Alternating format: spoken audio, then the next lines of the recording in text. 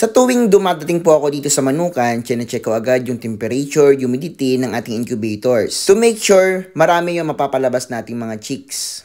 Kasi maraming na-harvest yung mga responsableng farmers. Dahil basta pa po itong mga chicks natin, bukas pa po ito sila ma-harvest at malalagay sa brooders. About naman sa brooder natin, umorder po tayo dito kay Kuya Archie. Mura kasi at quality talaga yung paggagawa. Dito lang po yan sa Pulomolok.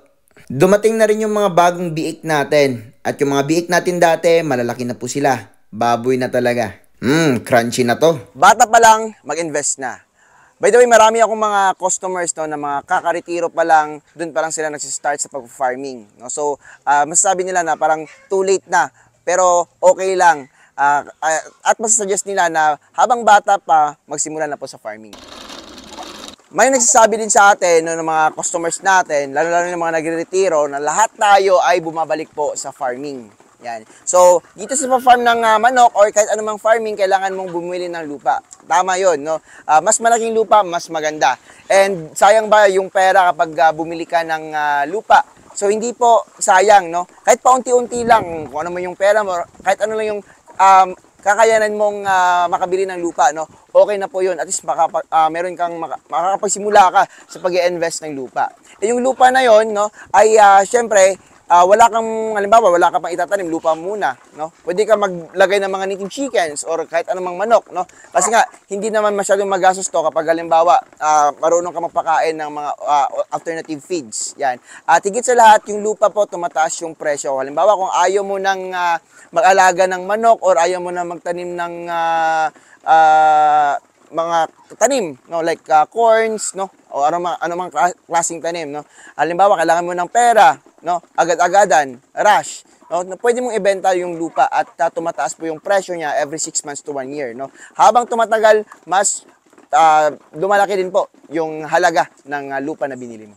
Dito din po sa pagmamanok, no, ay nakakatulong din po kung halimbawa installment po yung nakuha nyong lupa, no, hulog-hulugan. So pwede din po itong maging another source of income na makakatulong sa inyo sa pangaraw-araw or sa buwanan na pagbayad nyo ng installment na lupa. Dahil itong mga manok natin, no, halos araw-araw po nangingitlog, no.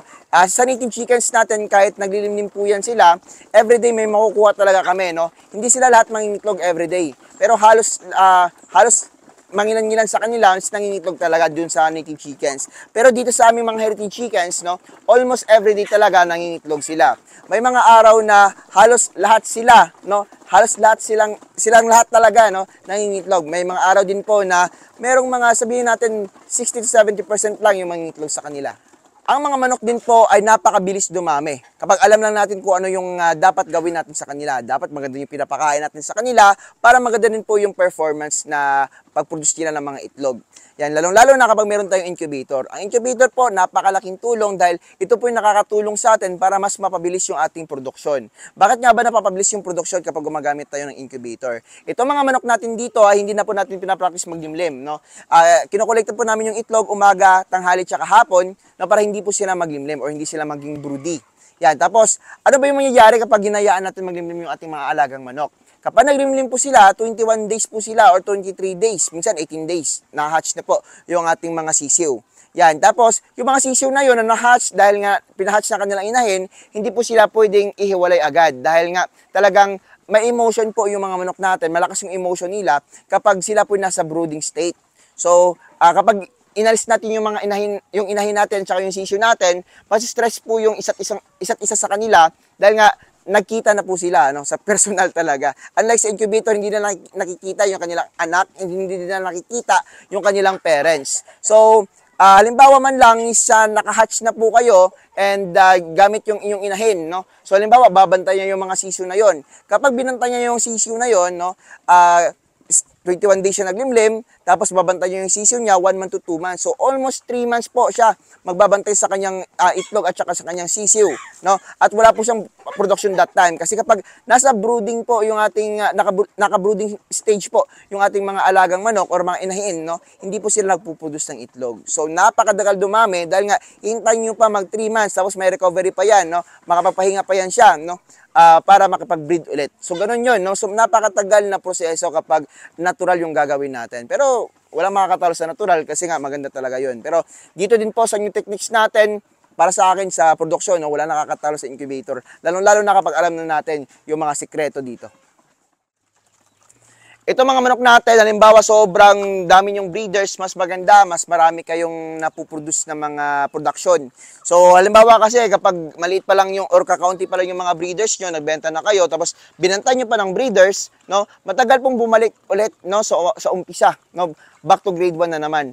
Unlike sa ibang farming, no, every 4 months harvest and mamamatay din po yung kanilang tinatanim. No, ganun po yung farming like mais, no, like mga palay na namamatay po after 4 months. So back to grade 1 na naman sila. So dito naman sa ating mga alagang manok, kapag may mga pasunod lang tayo, no, magkakal po itong mga manok natin, no, yung mga babae sa 3 years, no, pwede pa magamit yan. Tapos yung mga lalaki naman is sa tatagal hanggang 5 years, pwede pa. Yan. At kailan ba mangingitlog yung manok natin? Kapag umabot na po sila ng 6 months old to 8 months old, no, yun na po yung magsisimula yung start ng kanilang pinakamalakas na pangingitlog, no, hanggang sila po yung makal. Na po yung aming mga, yung iba dito is na 1 month old na, yan. Ito 1 month old na to. Yan, kaka 1 month lang po, no. And yung iba dito is sa 2 weeks mahigit, yung iba 3 weeks. Galing dito sila sa iba't ibang batch.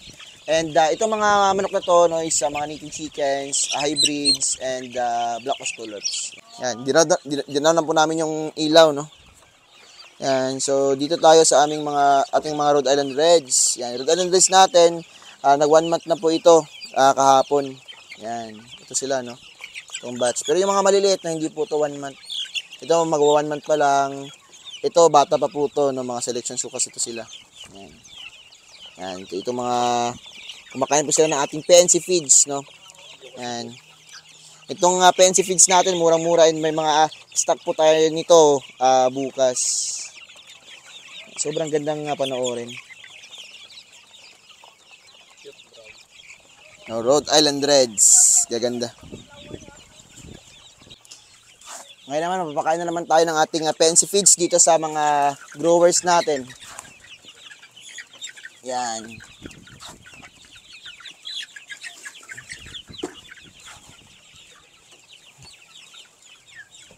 Yung iba natutulog na, no? Gabi na kasi. Ayan. Bibigyan ko sila ng panghapunan. Nakakain na po sila kanina, kaya medyo busog pa sila. Ito naman, papakainin ko. Yung ating matatrakaw. Yan.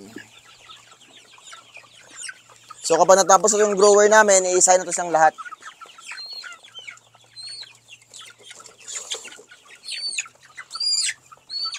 Yung may naipit.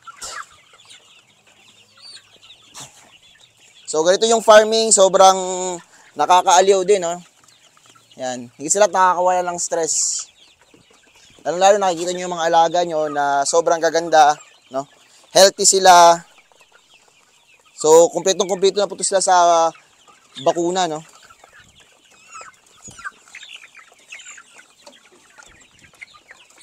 Ito naman special yung pinapakain din sa kanila dahil nga mamahalin sila.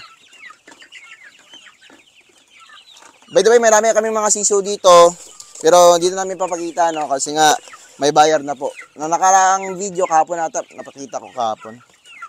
Sobrang dami kasing pumupunta dito, no. And gusto nilang sumingit doon sa nakabook. Pero don't worry mga ka-native, dahil nga after nitong booking natin, back to ano naman tayo, display, wala nang booking. Yan. So itong buyer kasi natin nga na si Sir Movers Winger, no. Movers Winger is galing pang Qatar. Yun, so nakapag-book siya ng almost 2 harvestan natin dito. Yan, so 230 chicks yung kanyang kukunin. So sa 27 makukuha na yon, and update ko na lang kayo, no. Yun yung mga sisiw niya, sobrang dami na doon. Yan, at dito din sa kabila may mga sisiw din. Yan, no. And nire-ready na namin yan, no. Hindi na namin pinapakita. Papakita ko na lang sa inyo kapag kinuha ni Sir Movier Winger. Yan, 230 chicks. Yan. So ngayon, ito na yung mga not for sale na. Pero may mga kumukuha dito, no, ng mga roosters natin at pwede ko ma-release. Pero so ngayon, konti na yung rooster ko dito, parang 2 na lang ata. Yung dito sa baba. Pero okay lang, goods na goods lang. Importante nakakuha yung iba ng bloodline natin. And about naman sa shipping natin na mga manok, kapag 1 month old na yung mga manok, pwede na silang i-ship. Pero ito, not for sale pa to sila. Sa June, mag-start na po kami no, na mag-ship nationwide. Yung iba sa Luzon, sa Visayas, Mindanao, no? Sila din po yung mababayad ng shipping, no? Pero don't worry, magdi-discount naman ako sa mga buyers natin, no? Para siyempre sulit yung pera nila. And siguro it takes 3 to 5 days bago dumating sa lugar ng ating mga buyers. Yan, no?